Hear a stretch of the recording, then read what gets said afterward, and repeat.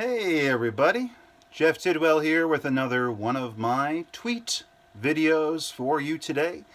It is January 4th, 2020. We are into the new year, but you know the drill. We are going back in time to March 2019 to look at some tweets. Of course, I can be found on Twitter at RealJeffTidwell. I'm also on Gab. Check out their Dissenter app in this free speech web browser, as well as Gab Trends. I'm also on Minds.com, Parler, Telegram, and Instagram. If you're not watching this video on YouTube, you're watching it on BitChute. And of course, please do like and subscribe if you enjoy the content. If you really enjoy the content, hit the little bell below for notifications. And, thank you very much for watching. If you enjoy it, please do leave me a comment below with your thoughts and observations, accolades, criticisms, and so forth. And, of course, as I always say, if you find my cadence to be a little bit on the slow side, you can hit the 2x speed button and get all of the information in half of the time. Time is the currency, of course, and that is double bang for your buck. So, without further ado, let's hop into some tweets. So, before we get started today, I would like to share something from Twitter.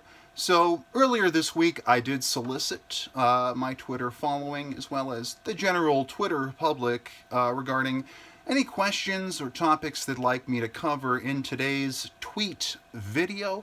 And of course, I also said, hey, please DM me some of your stories about things that happened to you on social media. And somebody happened to respond, so I'm going to share that story here. Okay, so this is my friend Brooks. Hey, Brooks. And it was a private chat. We're going to go ahead and share that here. So Brooks says, "Damn, Jeff, you seem like a fucking idiot." And I respond, "Oh, you saw a tweet? Which one? Tell Daddy where the bad man touched you." And Brooks responded with a picture of Jar Jar Binks from the 1999 film Star Wars Episode 1, The Phantom Menace. And in this photo, his head has been superimposed on a male human being with a gigantic horse penis. And Brooks says, "He touched me right here, Daddy." I respond, LOL. And then say, after waiting a little longer to get more information, I then say, "Waiting on something substantive, son. Otherwise, Daddy has your mom to see to." So thank you very much, Brooks, for sending me a DM with something we could use on the tweet video today. We'll certainly, we aired that thought, and I do thank you.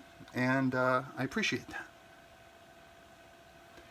So, onward and upward, and let's get into some tweets from March 2019. So we're going to start today with a named tweet. This is called "Life's a Highway." Life's a highway. Life's a highway. We cruise down the roads of time. We need to know our options. We can stay in our lane. We can shift gears, fiddle buttons. We can change lanes. We can look in the mirror. We can choose to pass. We should consider other drivers. We should know where we're going. Okay, so this is a tweet that sort of frames life as a bit of a highway, and us as human beings driving down the roads of life. And kind of offers an image, puts an image in your head of a highway. So we cruise down the roads of time. We continue down. We have inertia moving forward into the future. And as time passes, we age, of course. This is all rote information for the average human being, but it does set the table. Time passes, and time perception is relative, okay? Which means that time passes differently to our perception depending on the events that are occurring at the time. They say time flies when you're having fun. Well, certainly that does appear to be the effect. We need to know our options. So, of course, in life, I like to apply casual fatalism. I don't believe in a deterministic free will. We have options, we have choice, we have individual agency, and we have independent thought, which is something that I often talk about on this channel. If you're here, I hope you can join me and we can become a collective of individuality and enjoy ourselves from there. But we need to know our options. We can stay in our lane. Stay in your lane. You'll hear that pretty often from certain people that would prefer that you don't discuss things that, you may not be an expert in the field, you may not be a subject matter expert, which I do say, seek subject matter experts. But people will say, well, you're not qualified to discuss this. You're not qualified to have an opinion, even though maybe thousands or millions of people are talking about this thing. With varying levels and degrees of qualification, you should stay in your lane. You'll hear that advice often, and hey, it's up to you, your choice, if you want to take it. But that is your discretion. We can shift gears, fiddle buttons. Yes, we certainly have a lot of articulation to our movement in this great big world. I like to say that human beings, well, we are irrational. And so we have this thing called irrational free will, which means that while there are a series of events, since the Big Bang, there's inertia, there's genetics, there's every particle colliding since the Big Bang, and all roads lead to this moment in time. I do believe that we also have an element of irrationality in our thought process that allows us to do things that aren't necessarily, well, deterministic. So we do have free will in that the future is not set. And so I like to say we can shift gears, we can change tracks. If this track isn't working for you, try this track, And of course, fiddle buttons. Try things out, be open to experience and explore the great wide world around us. And enjoy yourself in the process. Life's a highway. I say, of course, here, we can change lanes. So like I said, if you're in a lane or on a track and it's not working out for you, well, you can change lanes. You can try something different. You can A, B, and take whichever course makes the most sense. Perhaps it's the path of least resistance. Perhaps it's the path of most resistance. It seems we all have our own individual perception, desires, needs, and preferences as to how difficult or how easy we'd like certain elements of our lives to be. I'm sure you can relate. You see people out there that, well, some people prefer easy mode, and there's no judgment here. If you prefer easy mode or if you prefer hard mode in life, there's no judgment. People have so many different little things happening in their lives, so many different variables come into play that they have to deal with. People that may be rational or irrational in their behavior at different times. Nobody really knows for sure what's going on in the lives, in the minds of other people. So it's good to know we can change lanes, and of course, we can look in the mirror. We can look in the mirror. So we can, of course, reflect upon our own actions, our own thoughts, and our own behaviors, and kind of, self-assess, I like to say that, well, I do have a video out there. You are not your ego. Your ego is a tool. Check it out on BitChute and YouTube. And you can, of course, we can, I can, you can self-assess, self-reflect, and determine, well, of course, was this working for me? Was this working for others? Has this improved my circumstances? Have I found more success or less success? And of course, there is this other feature of the mirror as well. You can see what's coming behind you. It's pretty important to recognize, we do have a world where there are dangers around every corner. We have some people that tend to be a little more cautious and alarmist, and others that are more freewheeling and open to danger. They have a higher tolerance for danger. But either way, you should look in your rear view mirror when you're driving, may it be rhetorically or literally in your car. And that way you can sort of make sure you understand the full breadth of what you're facing that day. In that scenario, we can choose to pass. So if somebody else in your life is standing in your way, well, you can choose to pass. Now that is unless they're in the left lane blocking you and you can't pass on the right according to most driving laws in the United States.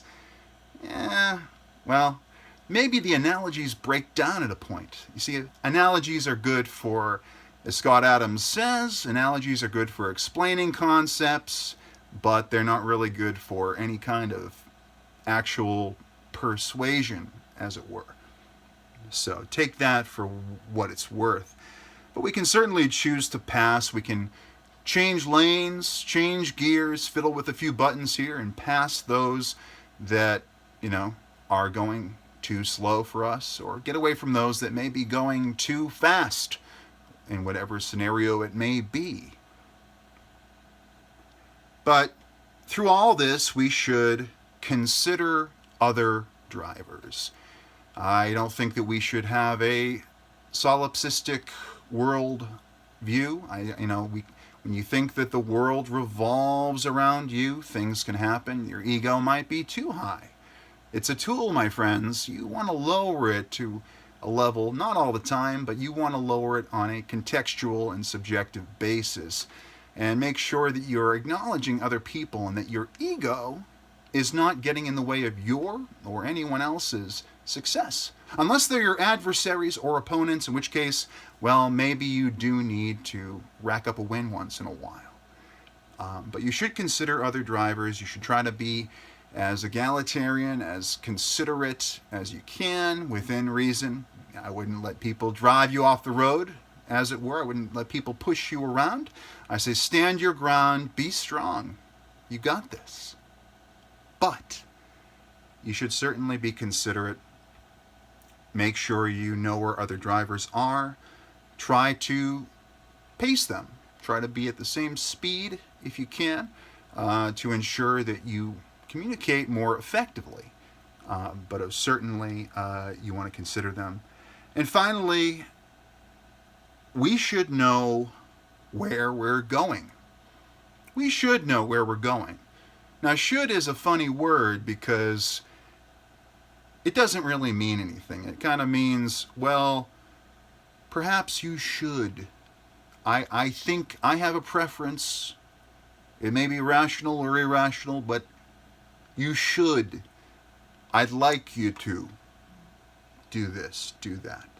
We should know where we're going, ideally.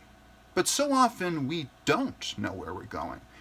So I like to say, in general, you can have goals, you can have systems to get you to those goals, but in some way you should have a sense of what's next. Like what is a general goal? May it be small or large.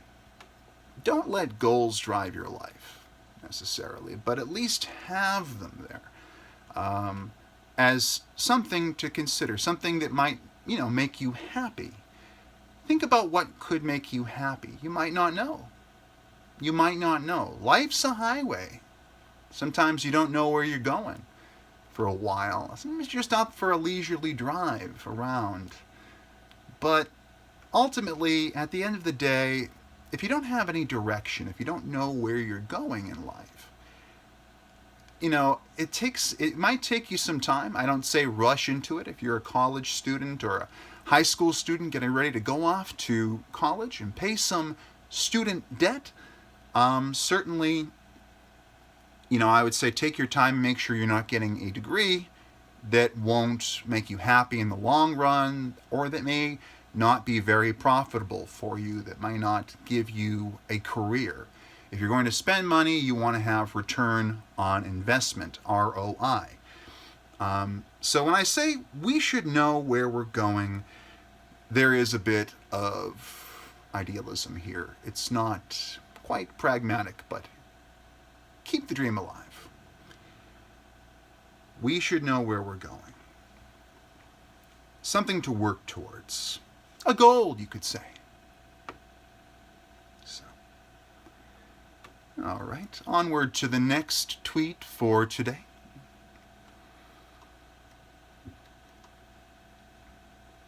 I hope everybody had a happy new year, and I personally did watch the ball drop right on CNN with Anderson Cooper. It was an enjoyable time. I think Adam Cohen as well. Quite enjoyed that, and I look forward to the rest of the year. Apparently we have started the year with World War III because of an attack that the United States government performed on Soleimani, who is in Iraq. So I chose not to discuss that on this video today because I consider myself in the fog of war regarding this issue. So we're not going to go into that today, but we are going to dive back into the past and talk about some of my tweets from last year. And perhaps in a future tweet video, once more information is available and some of these events have had consequences of any kind other than Iran going to the UN and saying, well, this was an act of war by President Trump and the U.S. government on Iraqi soil. Without further information, I don't feel like I'm quite informed enough to come to any kind of solid conclusion. My bias, my in-group preference, of course, is American, and may it have been a mistake or a brilliant strategic move, can't be stated at this time, so I don't think there's much content there. But hey, it made the video anyway.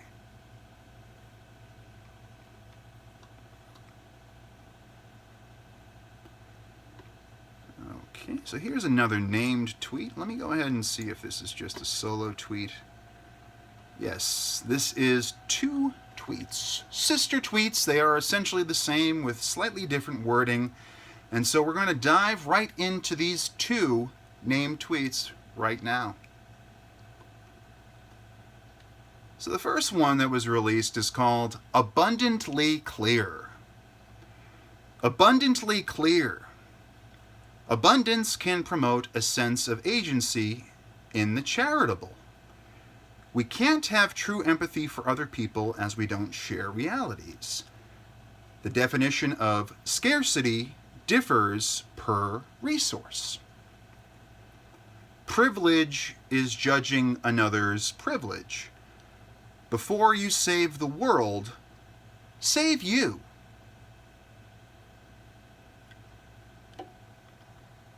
So the next tweet here, a refined version of that tweet, is called Fudged Lens.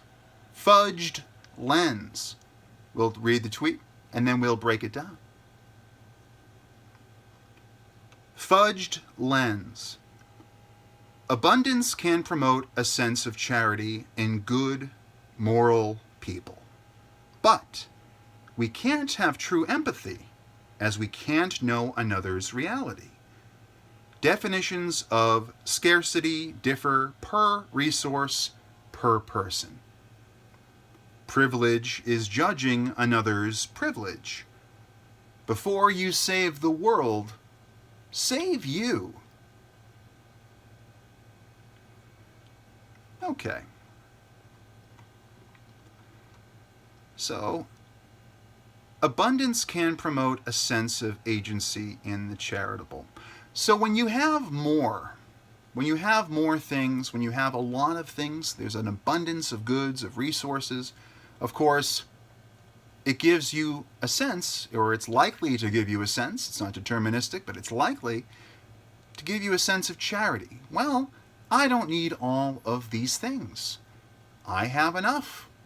And therefore I think I should give to charity, whether I'm getting any sort of tax benefit or not. Doesn't matter if I'm rich or if I'm poor. It's all relative. But for me, this is in the mindset here that I have more agency to be charitable. I can afford to be charitable because I have abundance. But we can't have true empathy for other people as we don't share realities. Now, I've talked about this in some of my other videos, including my video Generating Racism. Definitely check that out on my channel, as well as more thoughts on generating racism.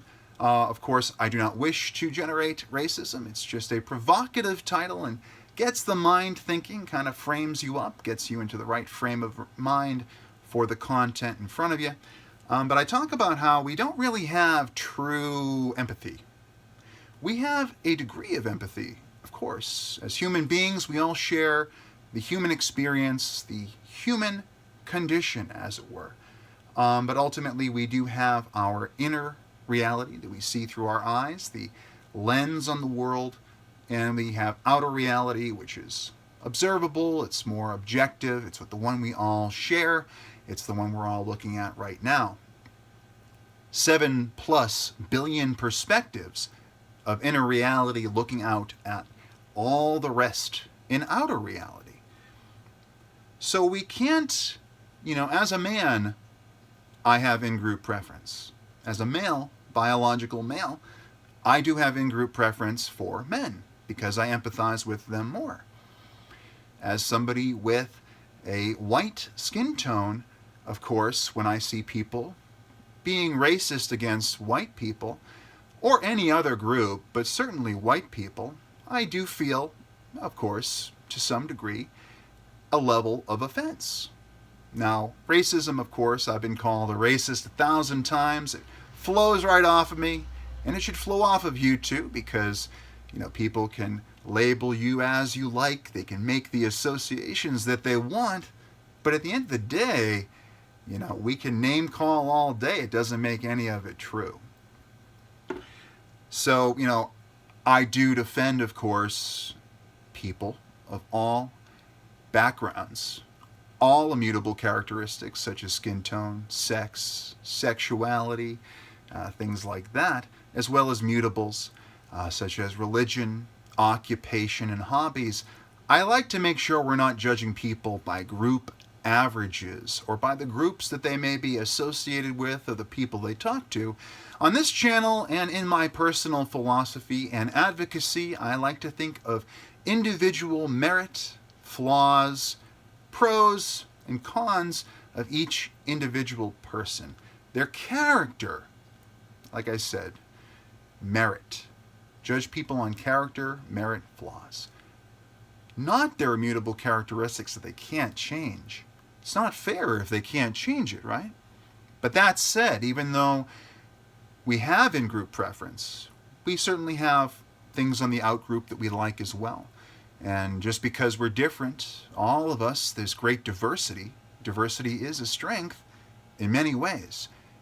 With diversity, just because we have in-group preference, which is immutable, because it happens, in-group preference is immutable when it comes to immutable characteristics, we can't really have absolute empathy. We can get to maybe 50% if you're lucky over that, but ultimately, unless we are self-loathing or don't have, any sort of positive feelings for our own selves, if we're beating ourselves up, if we see ourselves in a negative light, of course, then we might have a little bit of what is called out-group preference. But ultimately, empathy is about being able to personally identify with someone else's feelings or situation.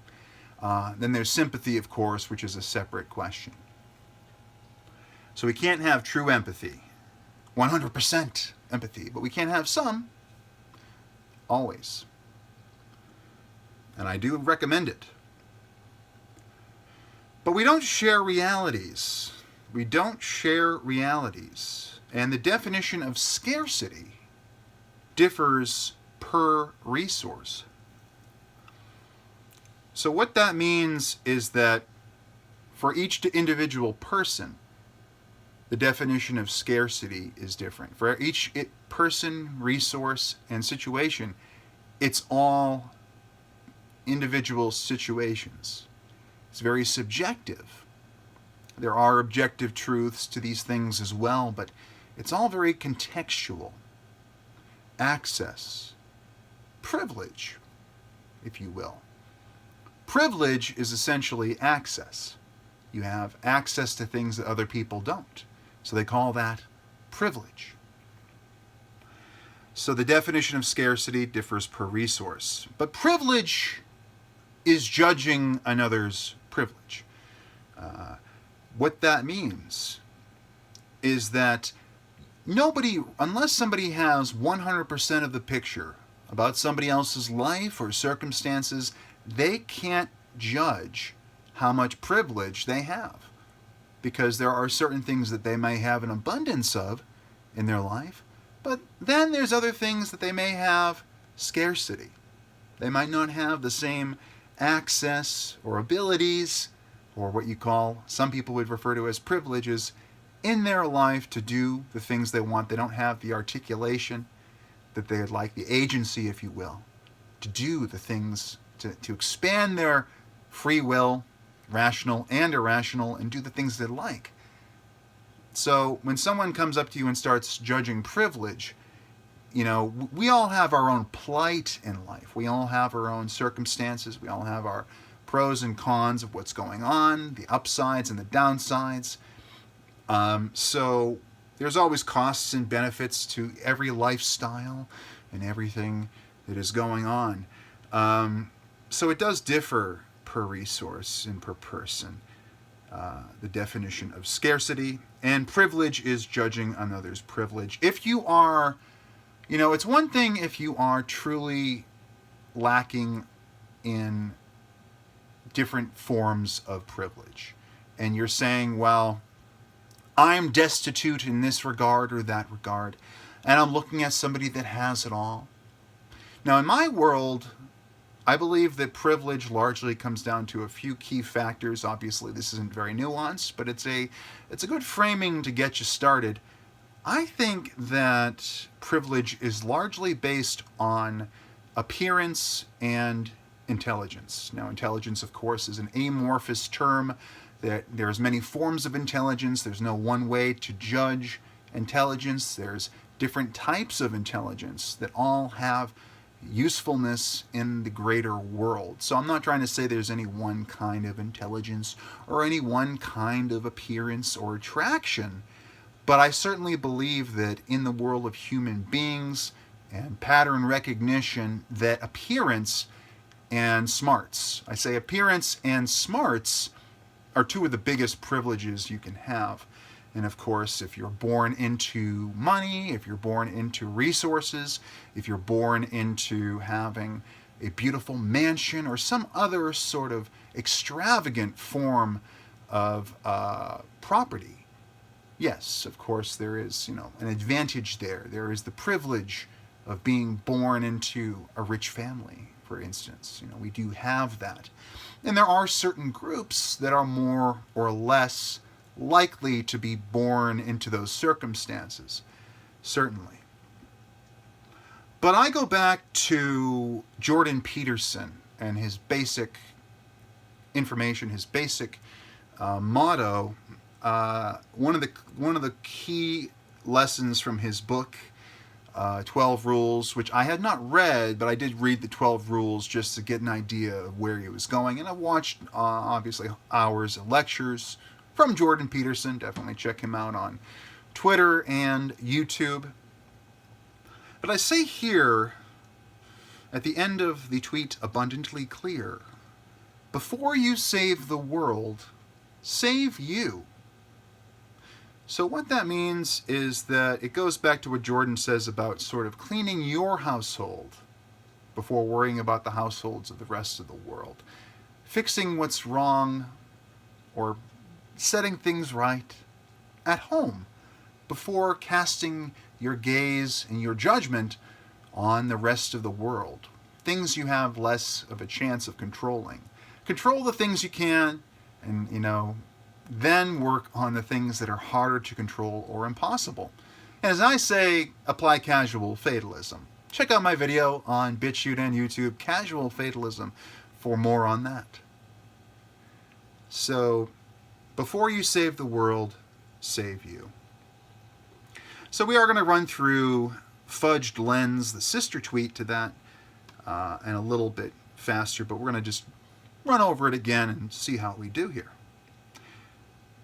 Fudged Lens. Abundance can promote a sense of charity in good, moral people. So I did, of course, articulate that it's good, moral people that want to reduce harm. Now, I'm not saying charity always reduces harm. There are cases, very seldom.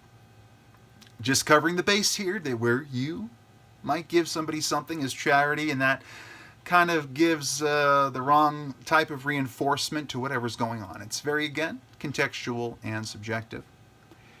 But abundance can promote that sense of charity and give them access to that. They can want to give as opposed to taking, because they have abundance. They don't have scarcity. They're not counting every coin, but they have so many they can give some away.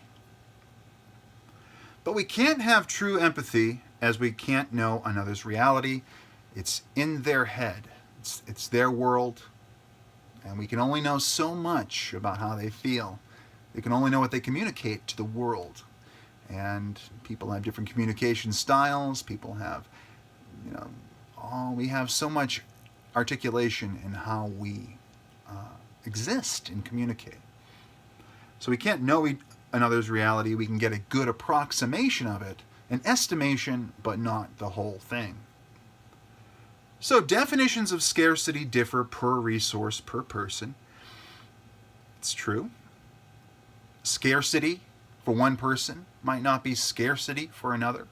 Abundance might not be abundance for another person. It's all, again, about the individual situation, the actual thing that's happening in this context. Privilege is judging another's privilege. So if you have got nothing else to do but sit around and judge how privileged somebody is, not looking at their individual contribution to the situation, their individual merits and flaws, but just saying, well, you're privileged. There's nothing else to it. So there's a difference between, I'm going to advocate for the rich people for just a moment. If you have a problem with rich people, please do leave me a comment below. But here's a fact about rich people. Sometimes people are born into money and, they get like $1 million inheritance and they turn that into an empire. They turn that into, hey, maybe the U.S. presidency. Who knows? Other people get $1 million inheritance. They get a silver spoon in their mouth, everything handed to them, and then they go and squander it. They go and squander it. They've been given everything, but they don't have, and they may have certain pieces of the puzzle, but they don't have the smarts, the privilege of smarts, to make the best use of those funds. Perhaps they've been softened up by all of their privilege, all of the things, all their advantages. They've never had friction. They've never had conflict, not on the level that people without those benefits have. The poor people, they don't have those things. So it's case by case, but frankly, when somebody's been given a lot of money, just because they have a lot of money doesn't mean that they're smart, doesn't mean that they can use it correctly. Some of these people that are born into wealth turn out big losers. So, privilege, it'll get you so far. But if you don't have smarts, and of course the immutable, largely immutable element of appearance, well, life isn't going to be quite as easy or streamlined as it would be for certain other people. And of course, moving past privilege here, before you save the world, save you. Okay, focus on yourself. That's my advice. You can take it or leave it, but I like to advocate for individuality. We should focus on improving ourselves and bringing ourselves up to par. I don't think that people should be looked at in a way where, you want other people to come down to your level. We should aspire, we should look up and aspire to better ourselves first, and then focus on fixing all the other people out there. Because if we don't have things right at home, well, what are you going to come back to? Right? You need to have somewhere to come back to. As Happy Gilmore, Adam Sandler would say, go to your home. Go to your home. All right, so moving on to more tweets with Jeff Tidwell. Okay. So here is a tweet that I actually just did another version of this tweet about 9 or 10 months after the publishing of the old one. I have a new one. So I'm going to read the old one. It's a named tweet, and then I'm going to read the new one, and we'll talk about it from there. This is called Robotany. Robotany. Number 1, automation is inevitable. Number 2, automation is here. And number 3, automation is okay. But who controls it? Human beings. Human beings control automation. Corporations, you say? Corporations control automation? Corporations are human beings. Automation is a tool. Automation can be delayed. It's a free market economy, and even robots need customers. We control automation. So automation, of course, is the topic here, but I'm going to go onto my phone. My phone here, it's not in dark mode right now, but we're going to go ahead and find that tweet.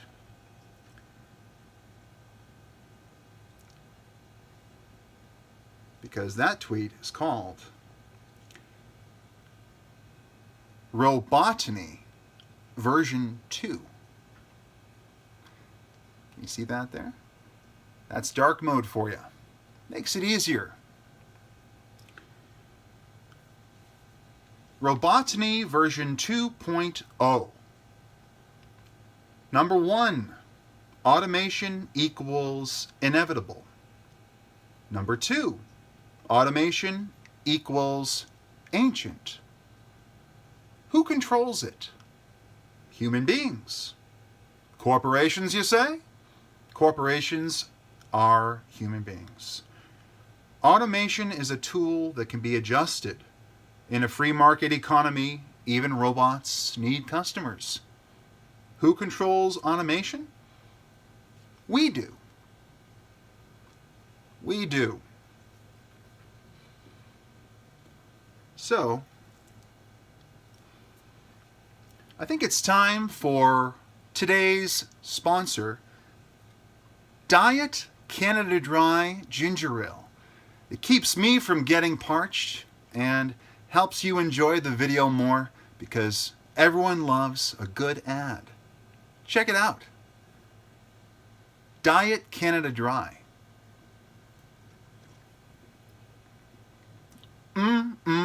Good.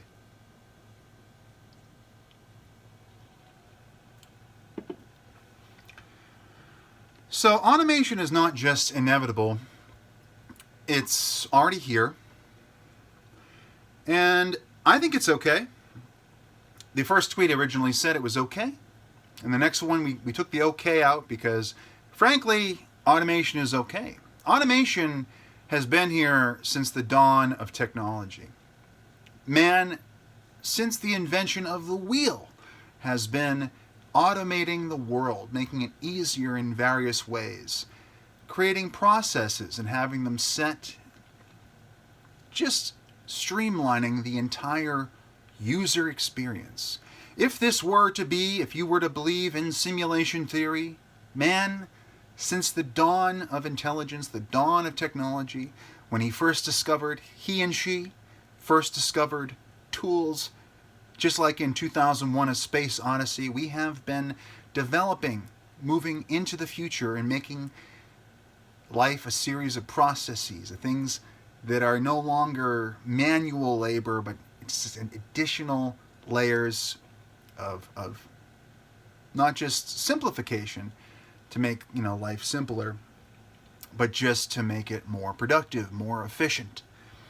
So automation isn't, we can talk about automation in the sense of, well, now we have AI doing things, and now we have complex machines doing things. We can think about it in the sort of Andrew Yang for president sort of way, the fear of self-driving trucks taking over industries and jobs, automation versus jobs. We can think of it in that frame.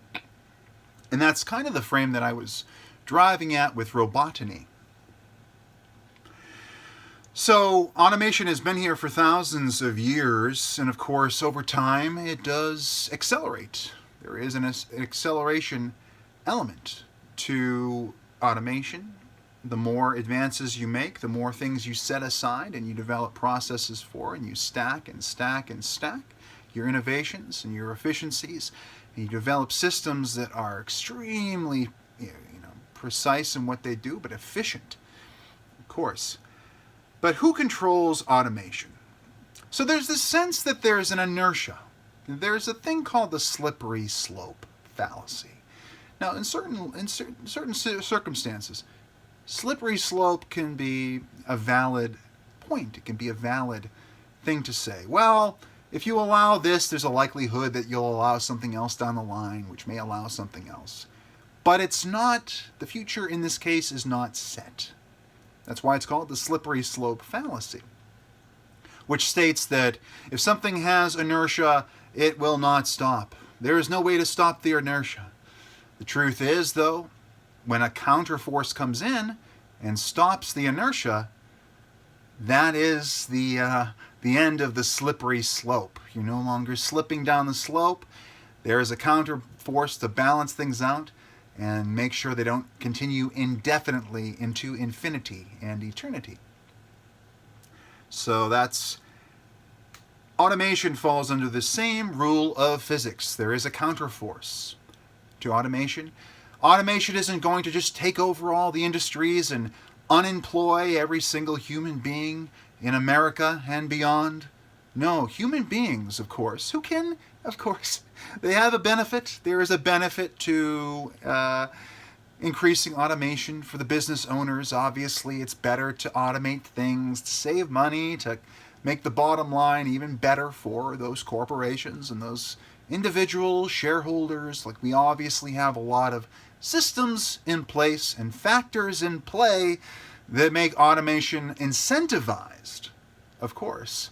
But at the end of the day, we are still responsible. We are still in control. And it is up to those in power, those that have the means, that have the production facilities, that have the businesses, to make these choices. But it is a choice. It's not just endless inertia towards automation and unemployment. So corporations are human beings, and automation is a tool. Automation is just a tool. It's to help us move forward in this world and make our lives, once we automate certain things, like computers in general, robots, computers in general, are automated calculation machines, trillions upon trillions upon trillions of operations per second that you don't have to manually write on a piece of paper or use a calculator. The computer does it for you. And the code, it's all automation all the way down. All the code is automated. You just put something in, you get something out. Input, output, I/O. And so automation is a tool. Some people are using it in the pejorative sense because they're saying, well, automation is going to make us lose our jobs. All the jobs will be done by machines across the world. And that is a reasonable fear. There's reason for alarmism. But I like to say it is, again, the choice of human beings that decide how much automation there should be. Automation works better in certain areas and not so well in others. Excuse me.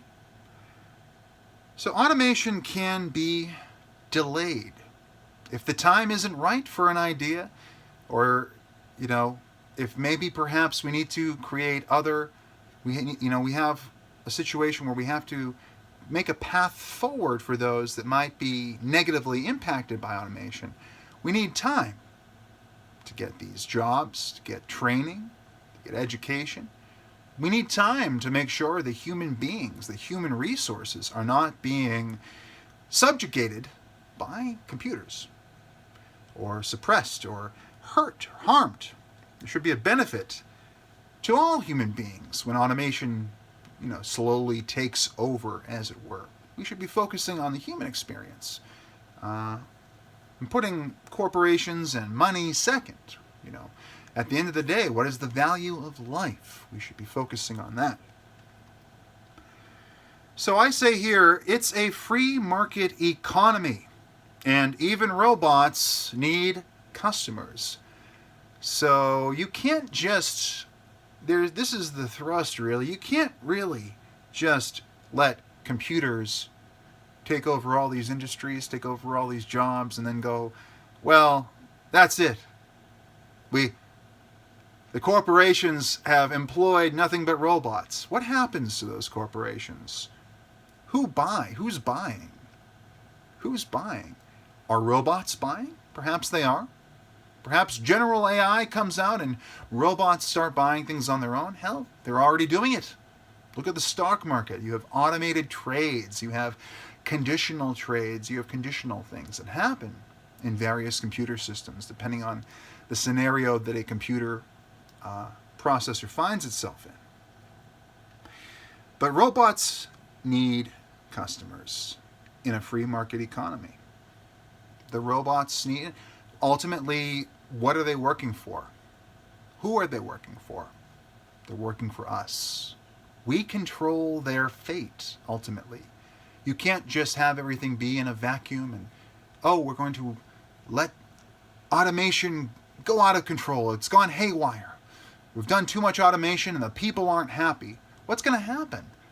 Are the robots going to start their own civilization? Or is that company going to face some trouble on the free market and humans are going to make it go out of business?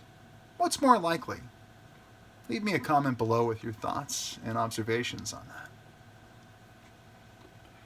So, I'm going to look at the Robotany version 2.0 tweet just to make sure that there aren't any other points I wanted to make on this. That's what we call a lo-fi video. We do these in one take and you get warts and all. Of course, if you enjoy the content but find the format to be a little long-winded, I do release segments over time taken from these longer tweet videos, so definitely check those out on my channel. And if you don't like them, hey, hit the downvote button because we believe in meritocracy on this channel. If I didn't do a good job, let me know why and show me the way it goes. So automation is inevitable. Automation is ancient, as we covered. Who controls it? Human beings. And human beings are corporations. Corporations are human beings. It's all the same. I'm not sure if that's the case in terms of legally. I think there was this, there was a law, was it back in like 2012 or something, where they said corporations are people? I'm not talking about that, but ultimately the makeup of a corporation are all human beings. So automation is a tool that can be adjusted. It can be adjusted. there isn't just inertia. There are counter forces that allow you to decide where to A, B, what decisions to make, and where to stop it, where to start it, where to stop it, where to start it. In a free market economy, even robots need customers. Put that on a t-shirt. And we control automation. So we should bear in mind that it's not some boogeyman. It's not some boogeyman out there that can't be stopped. But it is just a tool that we have to harness and use carefully. And as I said in my tweet, life's a highway. We should consider other drivers along the way. All right, so 2 more tweets for you today. To my 50-minute crowd, thank you for watching.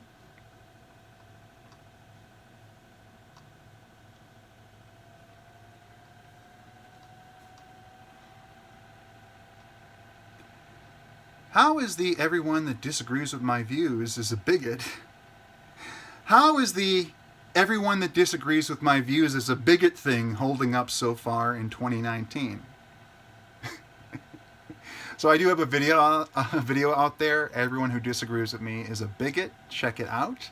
And let me know in the comments section below, how is 2019 on the front of people pointing out other people as bigots based on differing perspectives, viewpoints, and opinions? Yeah, just let me know. I look forward to getting your information, your input.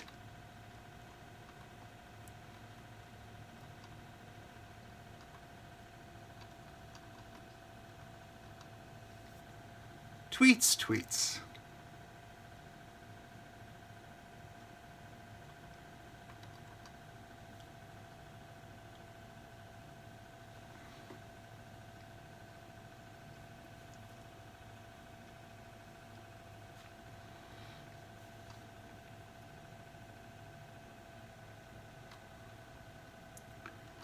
Some good stuff here, but I want to make sure it's real good for the video. There were so many tweets back then.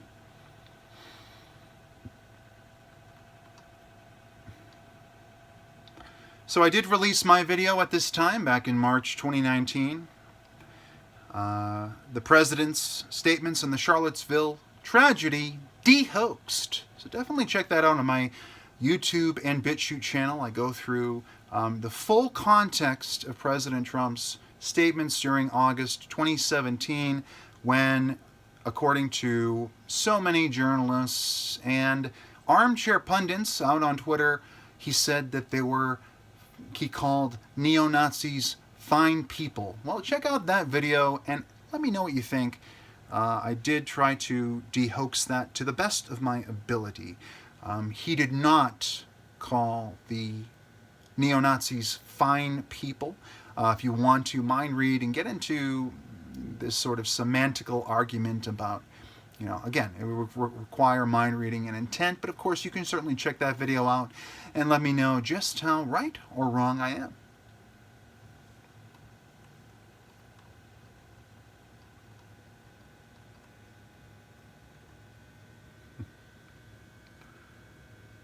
So let me touch on this really quickly. I only delete tweets to reword them. Try to hold the window to 10 minutes. The 10-minute rule. So I do have a video out there. Save this tweet and the 10-minute rule. But we'll talk just for a moment about this before we launch into our next 2 tweets. The 10-minute rule is that you can only delete a post on the internet within 10 minutes. After that, it's public record and better not be stupid. Of course, nobody's perfect. And there is the sadness of self-censorship. So, of course, any of these rules we come up with for society or for our own behavior or social media pro tips or different things to do, obviously you can take them or you can leave them. But in my world, I like to make sure I'm keeping the transparency up. And so I want to make sure there's warts and all. I want to make sure you can see my entire development, when I was right, when I was wrong, and everywhere in between. I don't need to be protecting my tweets. I don't need to be hiding and blocking everybody. I've moved to a more, if I don't want to see somebody in my timeline, or if somebody is, just negative and destructive, I might mute them. But I don't want to block people out. I want to bring people in. I don't want to keep people separate. I want to bring them together. And that's why we preach against identitarianism on this channel. So the 10-minute rule is that you can only delete a post on the internet within 10 minutes. It's just something to kind of hold yourself to, like, give yourself some time to think it over. But if we're in this mentality of deleting tweets, guess what happens? You deleted a tweet. That sort of is, in some, not every respect, but in many respects, that's an admission of guilt. People perceive it, perhaps irrationally, not rationally, as an admission of guilt. And when they save this tweet, they have your tweet. It's going to be aired somewhere, and probably at an inopportune time for you. So better to get it right the first time. Don't delete your tweets. Don't live in a world where you have to self-censor and hide. Just put it out there and let others be the judge. Okay? And if you need to clarify, if you need to say, well, I was wrong, say you're wrong. But I say transparency first. Your mileage may vary.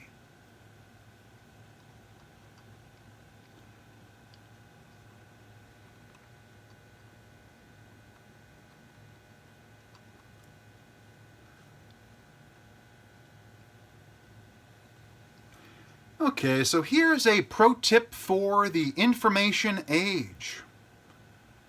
In debate, if someone's first response to your argument is, I don't think you know what that word means, assume victory.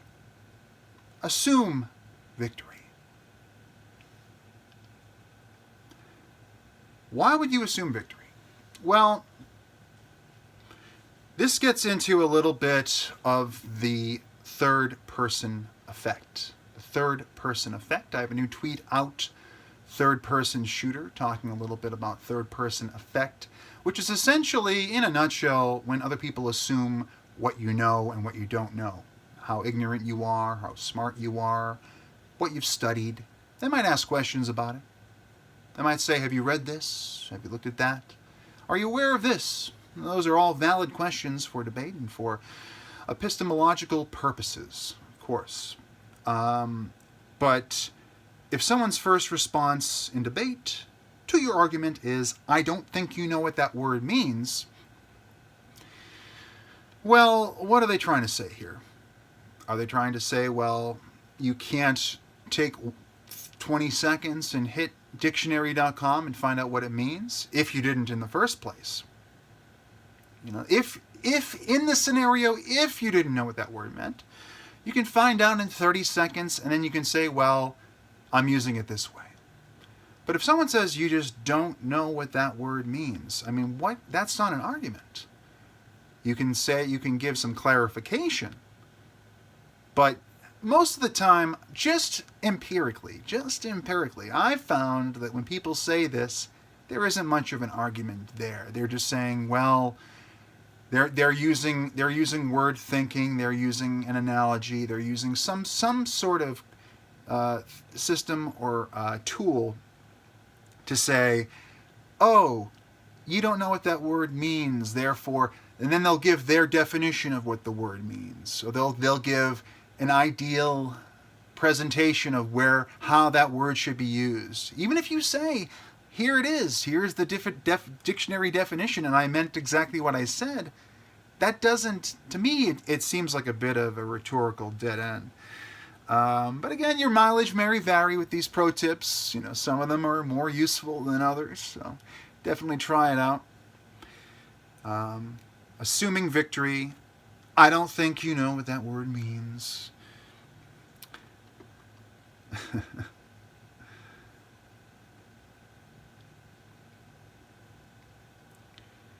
I have a video out called The Anti-Obstructionist Party. And there is a tweet here called The Anti-Obstructionist Party. and I'll just read this one for you. Obstruction of change prevents the future from occurring. Progress requires leadership, negotiation, and compromise. Limiting information and only allowing one force to drive the conversation is detrimental to negotiation. Let's find a balance. So, sometimes change is glacial. President Obama said that. And other times, it's a little bit faster. But when you're dealing with government, talking about parties, political parties, when you're dealing with a large government like the United States of America, and there's so many people that depend on so many services and so many elements of it, well, you can't change things overnight. It requires a slow rollout of change. But you can't just obstruct change from occurring. Progress requires leadership, negotiation, and compromise. Both sides, we talk about both sides a lot on this channel, but of course you have the Democrats and the Republicans, the two sides in the U.S. government. They need to talk. There needs to be some bipartisanship. It can't just be the Democrats only push forward Democrat initiatives and the Republicans only push forward Republican initiatives. They do need to talk. Now, of course, together with the military-industrial complex, we are seeing things like what happened in Iran and Iraq the other day. So we can't just trust the government unconditionally and let them do whatever they want and say, oh, no obstruction, just move forward. We can't think in such a simplistic way. And we shouldn't think in a binary way either. Because just because there's Republicans and Democrats doesn't mean that they have a very sort of homogenized world. In many ways, they do vote on party lines, but in general, we are much more articulated, it's a word I've been using a lot today, articulated individuals. We have nuance. If there's a nuance bot around there that tags every video that says nuance in it, tag this video, please, and share it around. But, compromise. Find the space in between the two sides. Find that space in between where you can get things done. You can, find the checks and balances that work for the majority. Of course, ruling by a majority is tyranny. Democracy in many ways is tyranny, but, still, we do need to negotiate these things out. We need leadership. When you limit information and only allow one force to drive the conversation through, for example, the modern religion of censorship, it's detrimental to negotiation. We don't have all the information. See, I'm a pro-information kind of guy. We talk about that a lot on this channel. Hey, watch my video, The Privilege of Free Speech, recently uploaded, for more about my views on free speech. But I like to make sure that we have as much information as possible to make a more informed choice. And make sure our negotiations have the full table of options available. As we started this video with Life's a Highway, knowing your options, which lanes are available, which buttons are available. You definitely want to know about as much as you can. That way you can push forward in the most refined manner. So we need to find a balance, and I think for the most part this country has found a balance. Yes, it's imperfect. We have somewhat, to this point, interventionist foreign policy, among other things that are not quite there. But as long as we keep talking and make sure the dialogue is kept open, that the modern public square that is the internet, that is platforms or publishers like Twitter and Facebook, Reddit, Gab and Minds and so forth, and of course, YouTube and BitChute, that they're kept as open as possible to as much information, as many perspectives as possible, and the widest possible Overton window of acceptable dialogue. I think that's how we move forward. And of course, not always obstructing on party lines. Sometimes the Democrats have a pretty good idea. Sometimes the Republicans have a pretty good idea. We should listen to both sides and come to a conclusion from there. Perform the scientific process, not just fall into one echo chamber or another and do that. The truth lies between, of course.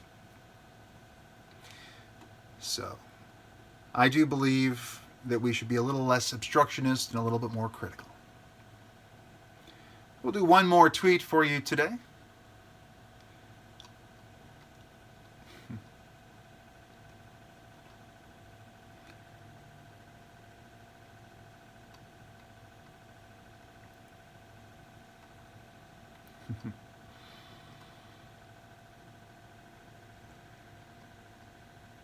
Oh my goodness. March 2019. And we were coming up on National Cognitive Dissonance Awareness Week. I talked about that in past videos. And the Krasensteins, they're no longer on Twitter. They're kicked off.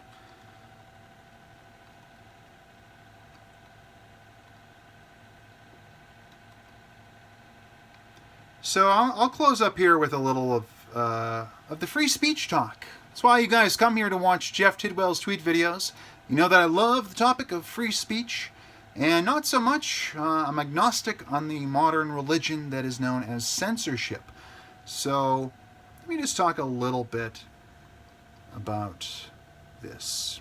I have a tweet here called Peace and Truth, and it's just going to go over the elements that I see as sort of, I consider myself a free speech absolutist, but there are limits to my views on free speech. And the point, these are more, don't let anybody tell you what free speech should be defined as, because that is authoritarian by nature. I'm being an authoritarian when I tell you what free speech should be. So be very critical, people that do this. But I'm going to do it anyway, and you've been warned. You've been primed to understand. So peace and truth. And this was under my position on free speech. I'll be doing a future video going over all of my positions in one video. It might be called Jeff Tidwell 2024. We will see. Free speech absolutism is the best guideline, with notable exceptions including, number 1, credible threats of violence, including incitement. Number 2, unconsented pornography. Number 3, direct harm or endangerment to others, like saying fire in a crowded theater. And 4, libel, slander, defamation, and doxing. So those are the biggest caution points, the points where I'd like to focus when discussing the fringes of what should be allowed in terms of free speech. Now, I'm not talking about free speech as limited by a document or defined by a document, such as the First Amendment of the Constitution of the United States of America, but I'm talking about the philosophical concept, the Enlightenment era belief, the long-term philosophical concept for thousands of years of what, the human right that is free speech. So first here we have credible threats of violence, including incitement. Now this is where a lot of, censorship lovers or disciples of the modern religion of censorship will come in seeking moral virtue and universal truth through silencing other people and crafting, culturally engineering the environment for us all to share. It'll be safer for all. And somebody makes some arbitrary choices about what is hate speech or what is this or what is that. They come up with all these terms in a postmodern sense, and then they say, well, we're going to enforce this. We're going to go to the prophets. We're going to go to the popes of this modern religion and enforce this dogma to make sure that people are virtuous. And of course, are they?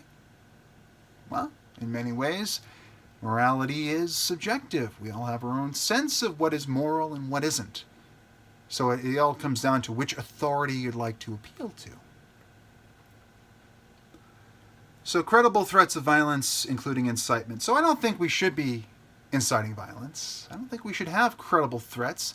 I don't think that we should be able to just go onto Twitter or Facebook or anywhere, even in public, and just say, I'm threatening you. I'm going to hurt you. I'm going to send a bomb to you. I'm going to shoot you or punch you. I'm going to do this to you. I'm going to do this to your friends, to your family. I don't think we should allow any of that. I don't think we should be encouraging it. Now, of course, there are situations where, it may not be as serious. There's certainly, these aren't places where I'd take an absolute position. Okay? The free speech absolutism has already been compromised, folks. Okay? So I'm willing to compromise and say, well, hey, let's look at this case by case by case by case. Every situation is different. Analogies are often not the best choice when you're in a discussion like this, because every situation is different. But we really shouldn't be the credible threats. If it's a credible threat of violence, it shouldn't be encouraged in the public square. Next up is number 2, unconsented pornography. So children cannot consent to pornography. Okay, and people when people are on social media, or they're doing chats, or they're sending text messages, right? Or if you take a picture of somebody, if you release pornographic imagery that was not meant for public use, say if you were with your spouse or partner, and the two of you decide to get together and get randy and record some pornography, and they said, well, this is for our private use. This is for our private use. And I don't want you to release this. I've not given my consent for you to release this pornography onto the public square, onto the internet. And then the other person goes and does it. Well, I don't think we should be encouraging that. Revenge porn or any kind of unconsented porn. Obviously, CP should not be allowed anywhere because children cannot consent in any sense of the word. So when we talk about free speech, and we talk about free speech absolutism, some people say, well, what do you want? Do you want people to just release all this awful stuff? And I'm like, ideally, no. But it's not my right to tell you what is acceptable and what isn't. I can only offer an opinion. But when you start putting it into law and applying absolute authority, well, that's where we start to get into a little bit of trouble. Now, if society in general, if the broad, massive, vast consensus says that this should not be allowed, well, we can consider that and say, well, if 80 or 90% of people all agree about this, then maybe we should just prevent it and hope that the counterculture that always grows when you prevent a culture, a counterculture always appears, and there's a counterculture for every counterculture. Like in my new tweet, Counterculture Clash. There'll be a video about that someday as well. I talk about that. But yeah, there's always going to be a force. Every action has an equal and opposite reaction. So if you censor something, there'll be a black market for it. There will be another place where it pops up. You don't just get rid of it from reality itself. But unconsented pornography is a blight, and we should be trying to eliminate it as much as possible. Number 3, of course, direct harm or endangerment to others. So if you say fire in a crowded theater, as many libertarians and free speech folks know, if you say fire in a crowded theater, it can cause people to panic and run around and bump into each other, and people can get hurt. You don't want that. You don't want that to happen. So you don't want to have anything that causes direct harm. Is it free speech when someone says, when you have a military general, maybe Soleimani, and he says, fire, fire. And someone fires, of course they have agency, they can make the choice to fire on somebody or not, but he gives that order, and he has the free speech to do that, but it is direct harm. It is direct harm. So there's all these different ways you can look at free speech. Come to your own conclusions. So you don't want to do anything that endangers others. These are just ideals, of course, exceptions to the absolutism. And there are more, but I covered these ones here in one tweet.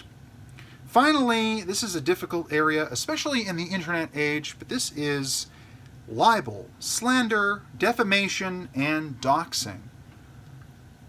So libel, slander, and defamation. In the social media era where there are millions of people on forums and on social media sites and all across the World Wide Web, I learned that term back on CompuServe, there are so many people saying things that could be, in the old days would have been considered libel. Oh, you're lying about me. You're spreading false information. You're spreading things that may or may not be true. You're spreading disinformation. You're spreading misinformation. The difference being between dis and misinformation is like intention. Disinformation is intentional. Misinformation may be intentional. But you're slandering me. You're saying things that aren't true. You're saying things that are harmful to me. Some of which may be true, but might have been private, or so on and so forth. There's so many different ways people have defined these words. Defamation, just flagrant false lies. False lies, there's some redundancy for you.